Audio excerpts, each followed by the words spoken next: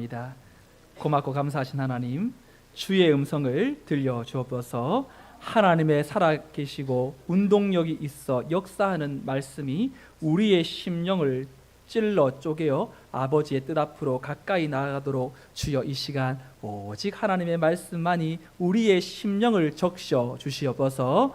이 말씀 앞에 우리 모두가 성령으로 충만하여 바른 영성을 회복하고 하나님이 원하시고 기뻐하시는 아름다운 삶으로 이 한 주간도 승리케 하여 주옵소서. 예수님의 이름으로 기도드리옵나이다. 아멘. 할렐루야. 네.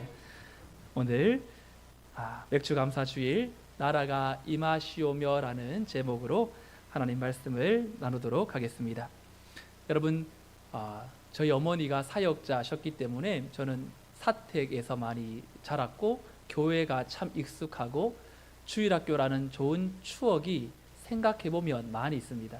모든 이 운동을 이 주일학교 앞마당에서 섭렵을 했고, 그리고 이 새벽송도 참 기억에 많이 남고요. 그런데 무엇보다도 기억에 남는 건 성경 암송 대회였어요.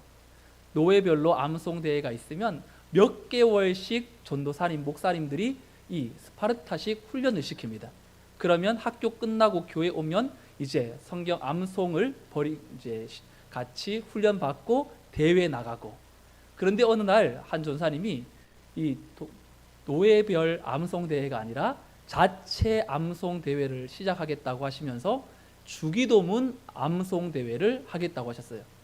그럼 주기도문 우리 계속 매주마다 읽으니까 좀 익숙하기도 하고 안 그래도 익숙한데 더 친숙하잖아요. 그런데 한 분 나와서 천천히 이 주기도문을 외우는 게 그 어린 초등학교 학생들에게는 참 쉽지가 않죠. 그래서 주기도문 대회, 그래서 1등부터 3등까지 시상을 하겠다고 이렇게 공모를 이제 발표를 하고, 집에서 매일 밤마다 주기도문 하늘에 계신 우리 아버지여라고 이렇게 외웠는데, 당일날, 여러분 암송대회가 그렇잖아요. 안 틀리기도 해야 되지만 발음도 정확해야 되고, 그리고 액센트도 중요하고, 굉장히 높낮이도 이게 전체적으로 봐야 되지 않습니까? 그때 제가 3학년에 출전했는데 그때 한 40-50명 정도 기억에, 여러분 제가 몇 등 했을까요? 믿음이 너무 좋으셔서 1부 때도 1등이라고 얘기하시고 2부 때도 5학년에 누님이 1등 했고 저는 2등을 해서 공책 10권을 받았던 기억이 납니다. 여러분, 우리가 매 주일마다 이것이 진정한 영성이다라는 이 주제 아래 주기도문을 살펴보고 있습니다. 여러분, 이 주기도문은 결국 하나님이 원하시는 그 기도가 무엇인지 하나님의 뜻이 담겨 있는 압축된 기도의 한 부분이라고 할 수가 있죠. 그래서 그 사람이 어떤 기도를 하느냐에 따라서 그 사람의 영적인 수준이 결정이 된다고 해도 틀린 말이 아닐 것입니다. 우리는 지난 2주 동안 주기도문에 대해서 두 가지를 살폈습니다. 기도의 대상, 하늘에 계신 우리 아버지요. 우리 아버지가 기도의 대상이신데 그 아버지가 어디에 계시다고 말씀합니까? 하늘에 계신. 여러분, 하늘에 계시다라는 것은 세 가지의 의미가 있다고 말씀드렸죠. 우리와 근본적으로 차이가 있는 다르신 분, 그리고 그 하늘에 계신 분은 어디에도 안 계신 곳이 없는 편재하시는 하나님, 그리고 하늘에 계신다는 것은 모든 것을 다 꿰뚫고 알고 계시는 전지하신 하나님이라는 분이 바로 하늘에 계신이라는 뜻에 담겨 있는 세 가지 내용이라고 말씀드렸습니다. 그리고 그 하나님은 우리의 아버지가 되신다고 하셨죠. 여러분, 아버지의 역할은 뭡니까? 방향을 잡아주는 겁니다. 문제가 있거나 질문이 있으면 또 그 질문에 맞는 답을 통해서 이 아이가 바른 교훈을 찾아가도록. 오늘 아침에도 큰아이가 아빠, 세종대왕은 예수 믿었어? 묻더라고요. 너무 예수 믿을 수가 없었지. 그때만 해도 복음이 들어오진 않았으니까. 그럼 지옥 가는 거야? 묻는 거야. 지옥 가고 천국 가는 건 하나님이 결정하시는 거지. 왜 예수 믿으면 천국 가고 안 믿으면 지옥 아니야? 맞는데 그때는 하나님의 복음을 전해주는 사람이 없었으니 결국 자신의 자의로 예수 믿을 수가 없으니 결국 그 구원의 문제는 하나님께 맡기는 것이 맞는 거지. 그렇겠군 하면서 오늘 아침에도 대화를 나누었습니다. 그 자녀의 하나하나의 질문에 바른 방향으로 잡아주면서 교정해 주는 역할이 아버지의 역할인 것처럼 우리의 기도의 대상은 하늘에 계신 우리 아버지요. 그리고 나서 하나님에 대한 청원 두 번째가 그 이름이 거룩히 여김을 받으시오며, 여러분, 이름이 거룩히 여겨지도록 하는 것이 우리 인생의 최고의 목적이요, 그리고 또 우리가 해야 할, 살아드려야 될 의무라고 말씀드렸습니다. 오늘 하나님에 대한 청원 세 번째 내용은 바로 하나님의 나라가 임하옵시며, 여러분, 하나님의 나라, 여러분, 하나님의 나라라고 하면 어떤 생각이 드세요? 마태는 하나님의 나라라고 표현하지 않았고 천국이라는 더 우리에게 친숙한 단어로 표현을 했고요, 마가와 누가는 하나님 나라라고 표현했습니다. 마태가 다른 이 저자들과 달리 천국이라고 표현한 이유는 유대인들을 위해서 쓰여진 책이 마태복음이었기 때문에 유대인들은 하나님의 신명을 입에 오르기가 굉장히 두려워했습니다. 그래서 마태도 하나님 나라라고 말하지 않고 천국이라고 표현합니다.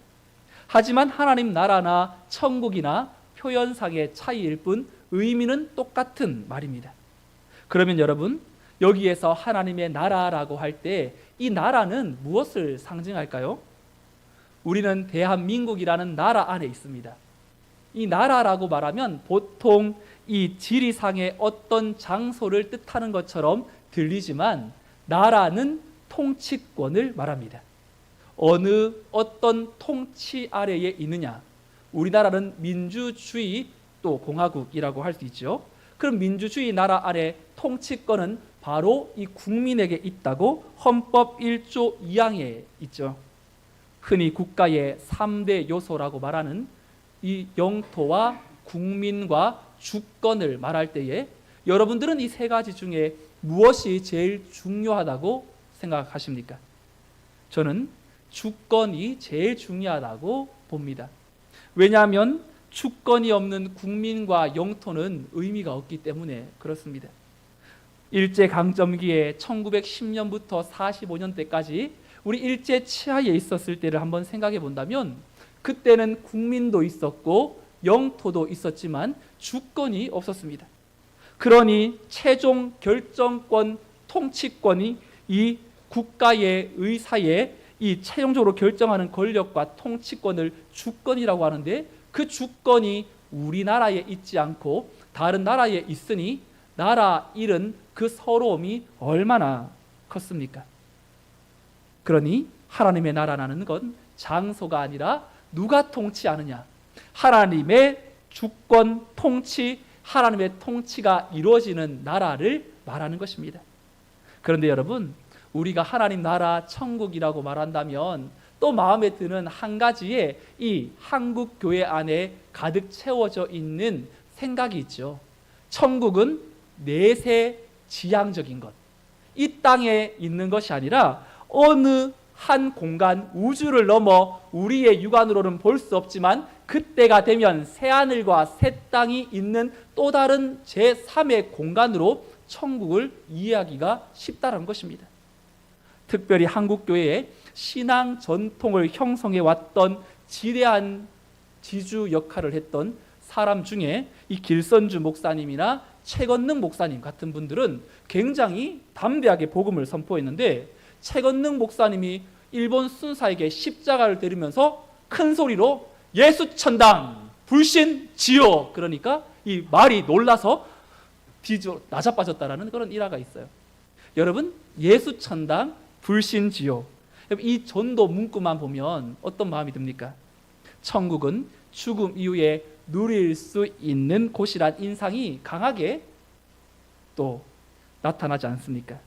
이런 유토피아적 사후 세계의 개념으로서 이 한국 교회 안에 흘러들어온 천국과 하나님 나라, 이런 개념은 암울한 일제강점기나 한국 전쟁을 거치면서 혼란했던 이 시기를 살아내야 될 우리의 선조들에게는 짧고도 강력한 임팩트 있는 희망의 메시지, 우리가 갈 수 있는 곳, 지금은 힘들어도 유대인들이 로마 철권 통치의 그날만 오면, 지금도 기다리는 유대인들이 그 메시아가 오면 무언가 새로운 것들이 임할 그때를 바라보면서 예수 천당, 불신 지옥이 그만큼 많은 이들의 마음속에 새로운 희망의 이 근간이 되었습니다. 그런데 여러분, 예수 천당, 불신 지옥, 여기에서 한 걸음도 못 나가고 이것이 기독교의 복음의 정수를 담는 슬로건이라면, 기독교 신앙은 어쩌면 죽음 이후에라야 비로소 그 진정성이 확인되는 죽음의 신학이 될 것입니다. 하지만 간과하지 말아야 할 것은, 복음서에 등장하는 하나님의 나라는 결코 죽음 이후에 저 다른 공간만 말하는 것이 아니라 이 땅에서도 반드시 나타나야 할 하나님의 메시지로 우리에게 선포하고 있습니다. 주님이 공생애를 시작하시면서 마태복음 3장 2절에 이렇게 선포하죠. 같이 읽어볼까요? 시작.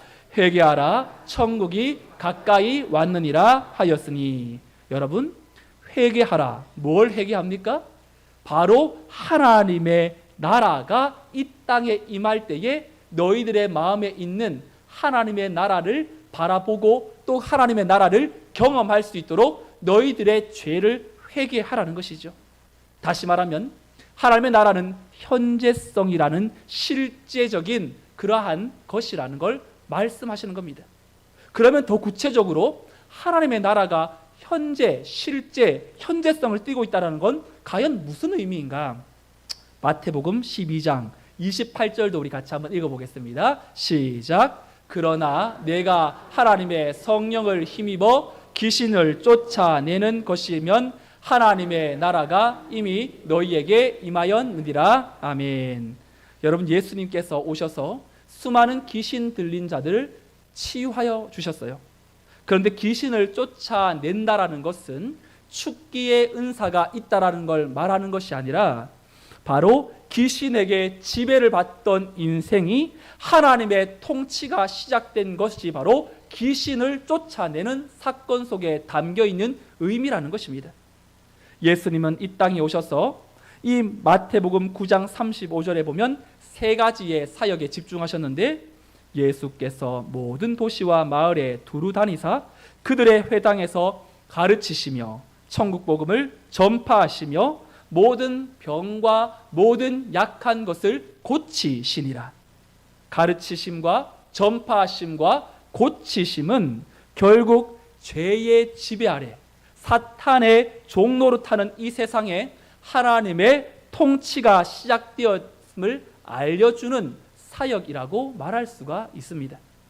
주님께서 특별히 이 땅에 오셔서 여러분, 어떤 부류의 사람들을 주로 만나셨을까요? 육신의 질병을 가진 자들을 만나셨죠. 돈에 탐닉하여 자신의 배를 채우며 살아가던 세리 마태를 제자로 부르셨고, 삭개오를 돌감람 나무에서 만나주셨고, 그리고 그저 하루하루 벌어서 가족들의 생계를 책임져야만 했던 그런 어부 출신의 제자들을 만나셨고, 육신의 남편만 바꾸면 행복이 찾아올 것이라고 생각했던, 그러면서 사람들에게는 떳떳하지 못했던 제일 뜨거운 시간에 물을 길러야만 했던 사마리아 여자를 만나셨고, 그리고 자신의 비윤리적인 삶으로 죄인 취급을 받으며 살아야 했던 그런 세리와 창녀들을 주님이 만나셨습니다. 여러분, 지금 이들의 마음속에는 무엇이 지배하고 있었습니까?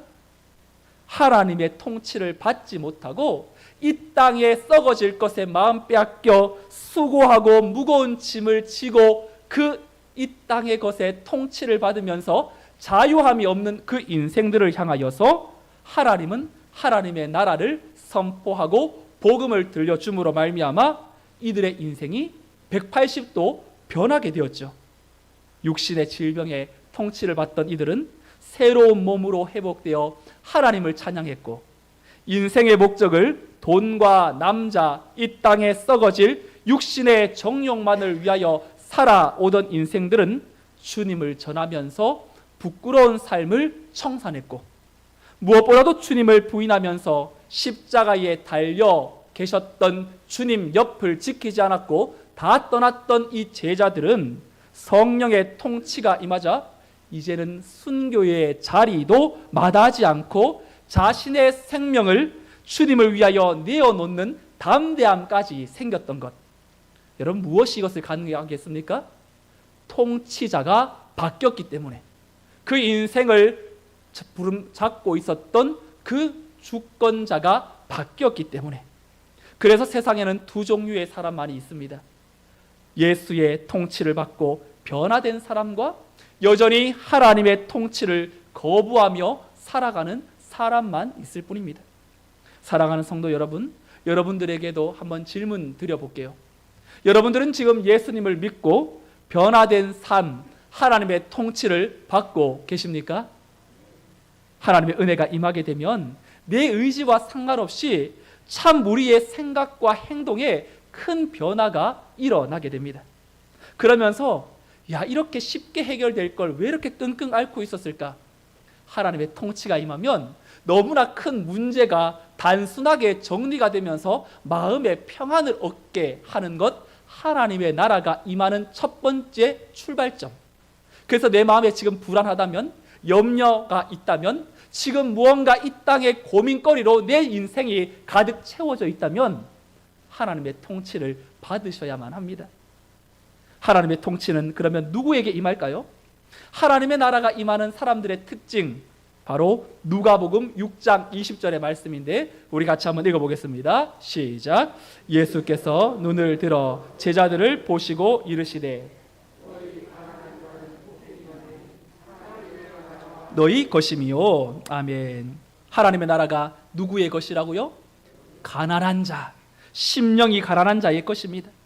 욕망을 버린 가난한 영혼, 내 힘과 능력으로는 아무것도 할 수 없다고 고백하는 자신을 부인하는 그러한 인생, 오직 하나님의 통치와 주권을 사모하면서 내 인생의 주도권을 내가 아니라 그분께 내어드리려는 전적인 위탁이 있는 사람에게 하나님의 나라가 임하기 시작하는 것입니다. 미국 캘리포니아의 윌리엄 제섭 대학교라는 곳에 데이비드 팀스라는 교수님이 있는데 이분이 짧은 책 한 권을 썼어요. 주기도문으로 살기라는 책인데 그 책에 보면 이 교수님이 뭐라고 말하냐면 주의 나라가 임하시오며 라는 기도를 뒤집으면 내 나라가 끝장나게 하여 주소서라는 말과 같다고 설명합니다. 여러분, 하나님의 나라가 세워지기 위해서는, 우리가 옷을 갈아입기 위해서는 이미 입었던 옷을 벗어야 하는 것처럼 하나님의 나라가 임하기 위해서는 내가 세운 나라는 반드시 무너져야 한다는 것입니다. 여러분, 우리가 세우는 나의 나라는 무엇일까요? 하나님의 통치를 받지 않고 그저 나의 습관과 정욕대로 살아가려고 하는 그 본성, 이 땅의 것에 연연해 하다 보니 어느새 현실적으로 굳어져 버린 부정적, 비관적인 마음으로 하나님이 주실 평안과 담대함을 바라보지 못하는 불신앙적인 그러한 모습, 형식과 습관에 쫓는 종교, 신앙생활, 하나님을 생각지 않고 그저 내 생각을 앞세워 말하고 행동하려는 태도와 자세, 제가 주는 찰나의 기쁨에 푹 젖어서 온전히 하나님의 주권과 통치를 받지 않으려고 하는 고집과 편견. 하나님의 나라는 이렇게 내 나라가 세워져 있는 여러 불신앙적인 요소가 무너질 때에만이 바로 하나님의 나라가 임하게 되는 것입니다. 그래서 주님은 회개하라, 천국이 가까이 왔느니라. 돌려 말한다면 천국을 경험하고 싶으냐? 바로 네가 세운 나라를 철저하게 회개하고 돌아서야 한다라는 말과 같은 것입니다. 누가복음 15장에는 자신의 나라를 세우려고 안간힘을 썼던 한 사람이 등장하죠. 여러분 잘 알고 있는 바로 집을 나간 둘째 아들 이야기입니다. 이 이야기는 실제로 있었던 이야기가 아니라 예수님이 잃어버린 자의 비유를 설명하시기 위해서 예화로 드신 이야기입니다. 한 아버지에게는 두 아들이 있었죠. 첫째 아들은 성실했습니다. 근데 둘째 아들은 아버지가 살아있음에도 자신에게 돌아올 분깃을 미리 달라고 요청합니다. 여러분, 이 아들은 누구를 비유할까요? 하나님의 통치를 받지 않는, 또한 자신의 정욕을 앞세워 자신의 나라를 세워가려고 하는 모든 사람들을 대변합니다. 아버지가 살아있음에도 이 아들은 자신의 재산을 요구했고, 아버지는 못 이긴 척 이 아들에게 재산을 주죠. 그리고 누가복음 15장 13절에는 이제 이 재산을 받은 아들이 이렇게 행동합니다. 그 후 며칠이 안 되어 둘째 아들이 재물을 다 모아가지고 먼 나라에 가 거기서 허랑방탕하여 그 재산을 낭비하더니, 여러분, 아버지의 통치를 받지 않고 자신의 나라를 세우려고 했던 아들의 인생을 두 단어로 표현한다면 허랑방탕함과 낭비함이라는 두 단어가 하나님의 통치를 받지 않는 인생에게 다가오는 결과물이라고 우리에게 말합니다. 여러분, 충동적인 삶으로 이 땅이 주는 짧고 강렬한 쾌락을 느끼기 위해서 둘째 아들은 자신의 전 재산을 모두 허비한 후에 엄청난 공허함이 찾아오게 되었습니다. 그런데 설상가상으로 이 나라에 흉년까지 들게 된 것이죠. 그리고 둘째 아들의 상태를 성경은 14절에 보면 그가 비로소 궁핍한지라. 여러분, 궁핍하다라는 말은 누군가 도와주지 않고는 살아갈 수 없는 처지가 되었다라는 말이 궁핍하다의 뜻입니다. 이 둘째 아들은 어떻게 시작했습니까? 내 나라를 잘 세워보겠다고, 돈도 있다고 패기도 있다고 참 열정을 가지고 시작했을지는 몰라도 마지막은 누군가는 도와주지 않으면 살 수 없는 거지로 전락했습니다. 그리고 더 나아가 돼지가 먹는 지엄 열매조차 줄 사람이 없어서 16절에 보면 그가 돼지 먹는 지엄 열매로 배를 채우려고 하되 주는 자가 없는지라. 이 아들의 인생에 하나님께서 어떻게 했습니까? 아무것도 남아있는 것이 없는 비참한 신세가 되었습니다. 여러분, 이 아들을 돌아오게 하기 위해서 아버지 하나님은 어떻게 우리의 인생, 하나님의 통치를 떠난 인생을 어떻게 이끌어 가실까요? 아들의 사업이 잘 되도록 이 아들에게 물질의 부요함을 주어야만 할까요? 하나님께서는 하나님의 통치를 떠난 인생들의 삶을 그대로 내버려 두시고 허용하십니다. 그러면 그가 돌아오게 되어 있기 때문임을 알기 때문이죠. 결국 이 아들은 어떤 선택을 합니까? 오늘 말씀에 보면 이렇게 되어 있죠. 그 다음 말씀 한번 보여주실까요? 15장 17절 함께 읽겠습니다. 시작. 돌이켜 이르되 내 아버지에게는 풍족한 얼마나 많이 있는가. 나는 여기서 줄여 죽는구나. 스스로 돌이켜라는 말은 바로 정신을 차리고 보니라는 뜻입니다. 그리고 다른 성경에 보면 제 정신이 들었더니, 그전에는 자신의 온전한 정신이 아니었어요. 하나님의 나라의 통치를 받지 않고 자신의 추구하는 나라를 건설해보고자 하는 인간의 정욕의 죄에 사로잡히자 결국은 하나님을 떠난 인생의 비참함을 철저하게 느낀 이후에야 정신을 차리고 보니 이제 그에게 남은 것이 아무것도 없음을 느낀 겁니다. 그러면서 이렇게 말하죠. 18절에 내가 일어나 아버지께 가서 이르기를 아버지, 내가 하늘과 아버지께 죄를 지었사오니. 드디어 이 아들은 내가 죄인이라는 사실을 깨닫게 된 것입니다. 내가 세워놓은 내 나라가 무너져야 함을 고백하는 것입니다. 그래서 그가 일어나 아버지께 가서, 이 말은 이제 아버지의 통치를 받는 것만이 진정한 행복이라는 사실을 그가 궁핍해진 상황에 이르게 되었을 때에 깨닫고 나서 지금 평범하게 둘째 아들로 살아가는 것이 제일 행복했던 길임을, 인생임을 그가 일어나 아버지께 가서라는 단어로 표현하는 것이죠. 사랑하는 성도 여러분, 하나님은 참 인자하신 분이세요. 사랑이 너무 많으세요. 여러분, 저도 자녀를 키워보니까 때로는 인간적인 감정이 앞세워져서 내 마음을 그렇게도 몰라주는 자녀들을 향해서 화를 내기도 하고, 또 막말을 너 그렇게 너 마음대로 살라고 막 얘기도 하고. 그런데 우리 하나님은 참 인자하세요. 그 돌아오는 아들을 어떻게 합니까? 목을 안고 입을 맞추면서 자랐다고 환영하면서 제일 좋은 옷을 입히고, 그리고 손에 가락지를 끼우고 발에 신을 신기고 살찐 송아지를 잡고 먹고 즐기자. 이 아들을 전적으로 완전히 새롭게 바꾸어냅니다. 그 이유가 뭡니까? 24절에 이렇게 기록하죠. 24절 말씀, 그 다음 구절 함께 읽겠습니다. 시작. 이 내 아들은 죽었다가 다시 살아났으며 내가 잃었다가 다시 얻었노라 하니 그들이 즐거워하더라. 여러분, 아버지가 왜 이렇게 기뻐했을까요? 혹시라도 아들이 자신의 나라를 세우다가 쫄딱 망했는데 거기에서 인생을 비관하고 자결하지 않은 것이 너무나 감사해서, 그 아들이 그렇게 사고 쳐놓고 이제 아버지 집에 못 돌아오니까 이제는 그저 이렇게 힘들게 고통스럽게 산다는 그 환경을 그가 극복하고 아버지의 집으로 돌아온 그 자체만이 이 아버지에게는 너무나 기뻤던 것입니다. 여러분, 지금 우리는 어디에 있습니까? 하나님의 통치를 받으면서, 그리고 하나님 앞에 살아가고 있습니까?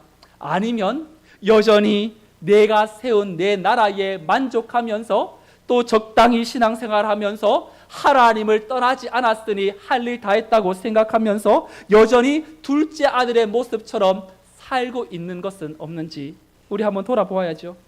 사랑하는 성도 여러분, 하나님을 떠나서는 핍절된 상태만이 우리에게 놓여 있음을 기억하고, 하나님 앞에 오늘 내가 세운 나라는 철저히 무너지고 하나님의 나라는 의와 평강과 희락이라는 사실을 기억하므로 우리의 삶의 여정의 길에 언제든지 돌아오면 하나님께서 맞이하심을 기억하고 우리가 다시금 하나님의 통치에 붙들려 하나님이 원하시는 아들로, 딸로, 자녀로 살아낼 수 있기를 주님의 이름으로 축원드립니다.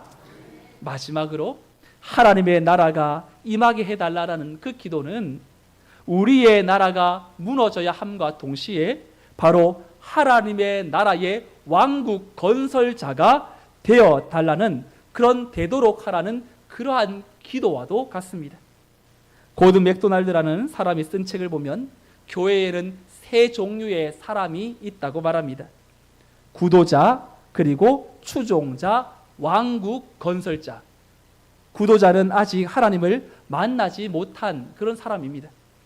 그래서 예수를 만나기 위해서 진리를 찾는 분들이 구도자에 해당되어지고, 그리고 추종자는 하나님이 주시는 평안과 위로가 너무나 좋아서 예수님을 추종하는 사람. 그런데 우리는 추종하는 사람으로만 끝나서는 안 되고 왕국 건설자의 단계로 나아가야 한다는 것입니다. 하나님은 하나님 나라가 정말로 이 땅에도 이루어지기를 원하면서 바로 이 나라에 하나님의 나라가 임하도록 만드는 한 사람을 지금도 찾고 계십니다. 오늘 우리가 놓치고 있는 것이 무엇입니까? 내 마음에 천국이 임하면 이 세상이 깨어지고 부서지고 악이 많고 또 여러 가지 이 나라에 어려움이 있어도 나와는 상관없다라는 식으로 말해서는 안 된다는 것이죠. 하나님의 나라는 우리 마음에 붙어 임하게 되는데, 그 하나님의 마음을 알고 있는 사람은 반드시 그 영향력이 주변에도 흘러가게 되어 있습니다. 여러분, 우리 교회가 7, 8월 여름방학을 이제 맞이합니다. 한 번도 우리 교회가 방학이라는 단어를 사용해 본 적이 없는지도 모르겠습니다. 그런데 참으로 하나님께서 이 7, 8월 달에 우리가 뭔가 모여서 더 많은 예배와 활동을 하기보다 정말 하나님 앞에서 진지하게 영적으로 자신을 돌아보는 그러한 새롭게 자신을 세우는 추스름이 필요하겠다는 생각을 주셨습니다. 그래서 이 주일 오후에 이런 것들도 이제는 각자의 자리에서 말씀과 또 공예배를 사모하는 마음으로 나가면 좋겠는데, 그런데 우리 교회를 보니까 주일학교, 또 성가대로 봉사하시는 분들, 또 재정부로 봉사하시는 분들, 또 교사로 봉사하는 분들, 또 교육자분들 보면 이 점심 식사가 없는 것이 또 큰 어려움으로 다가온다고도 생각이 됩니다. 그래서 우리 교회에 이제 봉사자분들이 토요일 날 오셔서 2인 1조로 식사를 준비하고 주일 날 한 60명, 70명 이렇게 식사를 하는데, 이 2달에 한 번씩 이렇게 봉사자가 바뀌다 보니 이제 돌아가다 보니까 본인의 차례가 굉장히 빨리 돌아오는 거죠. 그런데 이제 방학이라서 여러 활동들은 싫은데 이 식사를 계속해서 맡길 것이냐 아니면 방학할 것이냐 지난주 당회 하면서도 또 여러 논의를 하면서 참 우리 안에 이분들에게도 좀 힘이 있어야 되겠다라는 생각으로 방학을 이렇게 같이 결정을 했습니다. 그런데 이번 주에 기도하면서 하나님이 주시는 마음이 있었어요. 저도 사실 마음이 좀 어려웠던 것이 식사 교제가 교회에 주는 영향이 크다라는 걸 잘 알고 있기 때문에, 식사는 단순히 식사가 아니라 서로의 교제를 형성하는 이 엑기스이기 때문에. 그런데 하나님께서 기도하면서 누군가의 섬김을 당연시 여기면서 식사하는 것도 의미 있지만, 이분들이 참 감사함으로 봉사하지만 정말 이러한 시스템적으로 식사가 공식적으로 없을 때에 저부터 또한 감사의 마음을 성도들과 나누는 작은 것을 또 같이 나누고 또 대접할 수 있다면 더 큰 교제권이 형성될 수 있겠다라는 생각을 하나님이 주셨어요. 여러분 부담 드리려고 이런 말 드리는 것이 아니라 여러분 너무 염려하지 마셔도 됩니다. 여러분 우리 안에 참으로 우리의 생각을 뛰어넘어 하나님은 여전히 우리 교회를 보고 계시고 어떻게 또 서로가 섬기고 나누며 사랑을 베풀어야 할지를 또 우리 교회를 바라보고 계시는데, 저는 먼저 이제 다음 주만 이제 공식적으로 없어도 여러분 무엇인가는 준비가 되어 있을 겁니다. 여러분 기대하시고 같이 마음 모아주시면 좋겠고, 오늘은 특별히 맥주 감사 주일이죠. 그래서 보리를 거두는 절기라는 것인데, 이스라엘 백성들이 광야에서 살 때에는 직접 농사를 지을 수가 없었기 때문에 하나님이 주시는 만나와 메추라기에 의존하다가 이제 드디어 가나안 땅에 들어가서 자신들이 심어서 농사해서 첫 보리를 이렇게 가지고 나와 하나님께 예배 드렸습니다. 우리나라에도 이 백추 감사 절기가 될 때에 농사철에는 그런 보리를 추수해서 이 맥추 감사절 앞에 꽃장식을 이 보리로 앞에 내어놓았던 시절이 있었습니다. 그런데 이제 우리가 농경 사회에서 도시 문화로 바뀌다 보니까 이제는 농사를 짓지 않으니 이 맥추 감사의 의미가 한 상반기를 지켜주신 것에 감사함으로 올려드리는 문화로 바뀌었습니다. 그러다 보니까 이제 오늘 우리의 삶에 하나님의 거쳐가는 삶의 여정 속에 우리를 통치하시고 다스리시는 그 삶이 어떻게 우리를 여기까지 인도해 오셨는지를 오늘 우리는 기억하며 감사하는 절기로 지키는데, 더 나아가서 하나님이 주신 그 은혜에 감사하는 마음이 나에게만 그저 가두어져서는 안 되고 그것이 나누어지고 함께 전달될 때에 하나님 나라의 통치를 받은 자의 모습은 내 자신뿐만 아니라 내 가정과 교회와 이 사회의 곳곳에 아름답게 흘러가게 될 줄로 믿습니다. 그래서 저는 지난주 우리 위인 감사 예배 드리고 몇 개의 우산을 들고 이 주변 상가들을 찾아서 위인 감사 예배 드렸다고, 감사하다고 그랬더니 여기 앞에 있던 마트 사장님이 조만간 말씀을 들으러 오겠다고 이야기를 하시더라고요. 사실인지는 모르겠지만 누군가에게 우리 교회의 존재 의미를 알리고 함께 하나님의 사랑 안에 거함으로 누군가에게 우리 안에 있는 하나님의 나라의 통치가 결국은 무산되거나 사장되는 것이 아니라 다른 이들에게도 전달될 수 있도록 여러분 우리 교회를 위해 기도하시고, 또 여러분 각자가 하나님의 통치를 받는 삶의 영역이 무엇인지를 잘 내다보면서 내 나라는 무너지고 하나님의 나라가 세워져 나 한 사람으로 말미암아 우리 가정이, 우리 교회가 내가 서 있는 삶의 영역에 선한 영향력을 흘려보내는 일에 쓰임받게 되시기를 주님의 이름으로 축원드립니다. 아멘. 다 같이 일어나셔서 내가 주인 삼은 모든 것 내려놓고 함께 찬양하고 기도하겠습니다.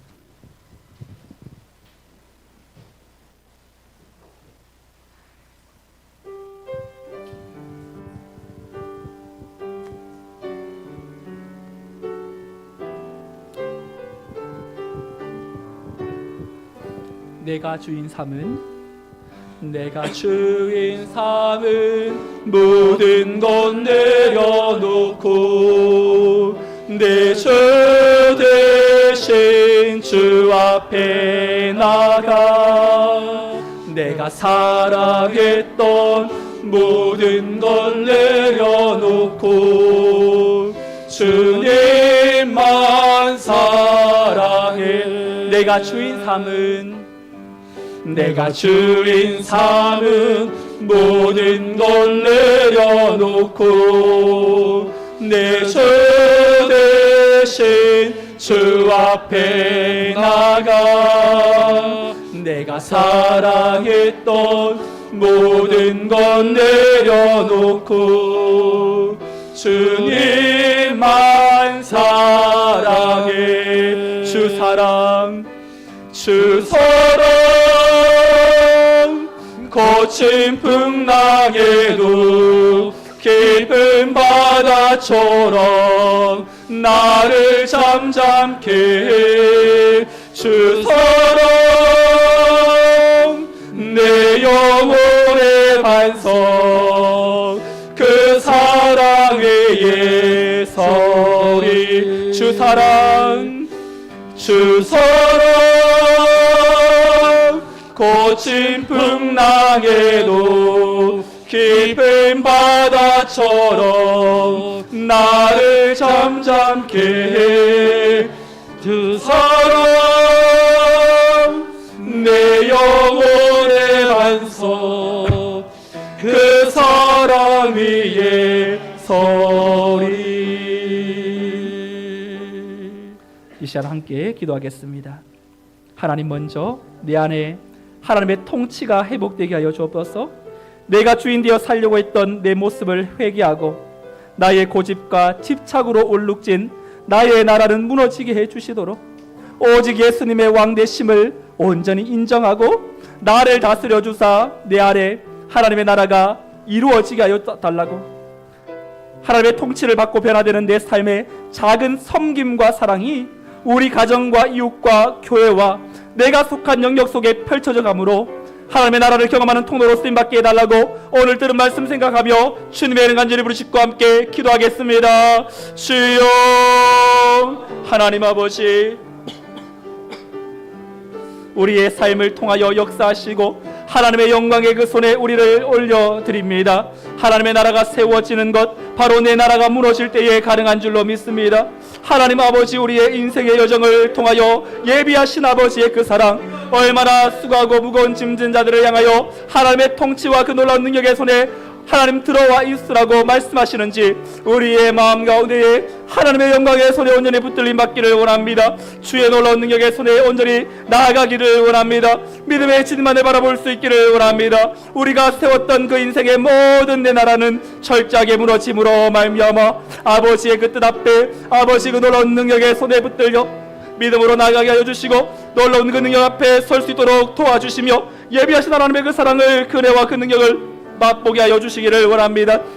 하나님의 통치를 받은 자들의 삶은 내 자신은부터 희락과 평강과 소망이 넘쳐나게 될 것이며, 하나님의 통치를 받은 자의 삶은 내 자신에게만 머무르는 것이 아니라 그 통치가 다른 이웃들에게, 내 가족들에게, 우리 교회와 우리 사회에 아름답게 흘러가게 될 것인데, 하나님, 우리 성문교회 성도들의 삶이 하나님의 그 나라를 합한 믿음의 삶으로, 다른 이들을 세워주는 삶으로, 하나님이 원하시고 기뻐하시는 놀라운 능력의 삶으로 잘 쓰임받을 수 있도록 도와주사 예비하신 놀라운 그 능력의 손에 붙들려 믿음의 삶을 신실하게 살아드릴 수 있도록 주여 우리를 일으켜 주의 능력의 손에 붙들려 주옵소서.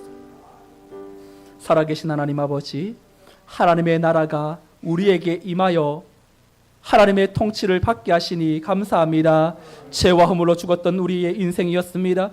죄의 욕망과 탐닉하며 정말로 이 땅에 썩어질 것에 우리의 마음이 빼앗겨 하나님의 나라의 통치를 거부하며 살아가려고 하는 우리의 모습들이 있다면 철저하게 회개하고 돌이키는 역사가 일어나게 하여 주옵소서. 예수를 믿으면서도 우리 안에 왜 이렇게 고민이 많고 염려가 많고 하나님 앞으로 되어질 일들에 대한 마음 가운데 안타까움이 왜 이렇게 우리의 생각을 사로잡습니까?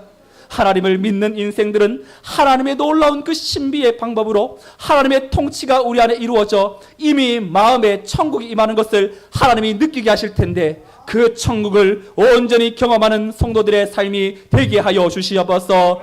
하나님의 교회는 신비한 곳입니다. 사람이 생각이 움직여가는 곳이 아닙니다. 사람이 길 갈지라도 그 걸음걸음 가운데에 하나님의 통치가 있는 곳이 교회인 줄로 믿습니다. 하나님의 통치 앞에 우리는 순복하고 인간의 소리는 낮추며 오직 하나님의 이끄심 앞에 감격함으로 믿음의 주여 온전케 하시는 하나님만 쫓아 살아가는 우리 교회 성도들이 되게 하여 주시옵소서. 하나님의 통치는 우리 안에만 머무는 것이 아니라 확장되어져 가게 됩니다. 우리 안에 변화되어지는 하나님의 통치가 우리의 작은 섬김과 사랑이 우리 가족 안에 흘러가게 하여 주셔서 여전히 죽게 돌아와야 할 우리의 가족의 구성원들이 하나님의 통치를 받은 나 한 사람의 섬김과 기도로 말미암아 아름다운 영적인 변화로 이어지게 하여 주시고 하나님 앞에 맥주 감사 헌금 드리면서 상반기 동안 하나님의 올려드린 그 아름다운 인도하신 하나님의 사랑을 감사하는 것과 더불어 하나님 우리 가정 안에도 여전히 하나님의 은혜의 통치를 기다리는 영혼들이 있사오니 저 영혼들도 살려달라고 기도함으로 언젠가 영혼의 추수로 영광 돌리는 우리의 가정 우리의 삶이 되게 하여 주시옵소서. 이 모든 말씀 우리 주 예수 그리스도의 이름으로 기도드리옵나이다. 아멘. 오늘은 7월 첫째 주입니다. 공동체 고백으로 우리의 예배를 마치겠습니다. 우리는 세상으로부터 부름받은 하나님의 백성입니다. 또한 세상으로 보냄받은 그리스도의 제자입니다. 하나님을 기쁘게 찬양하는 예배자가 됩시다. 배움을 통해 그리스도를 본받는 성숙한 성도가 됩시다. 한 몸 된 교제를 나누는 건강한 지체가 됩시다. 이웃을 열심히 구원하는 복음의 증인이 됩시다. 아낌없이 사랑을 실천하는 봉사자가 됩시다. 그리하여 우리 모두 하나님을 영화롭게 하는 성령 충만한 생명의 공동체가 됩시다. 이제는 우리 주 예수 그리스도의 은혜와 하나님의 크신 사랑과 성령님의 인도, 보호, 교통, 충만, 역사하심이 내 나라가 무너짐으로 하나님의 영광스러운 나라에 압도당하여 내 인생의 여정에 어떠한 문제도 뛰어넘는 강력한 소망, 희망, 평강, 희락을 온전히 얻기를 원하는 성도들의 삶과 저들의 가정과 자녀와 또 모든 생업 위에 또 이 교회와 나라와 민족 열방 위에 이제로부터 영원토록 함께 있을지어다. 아멘.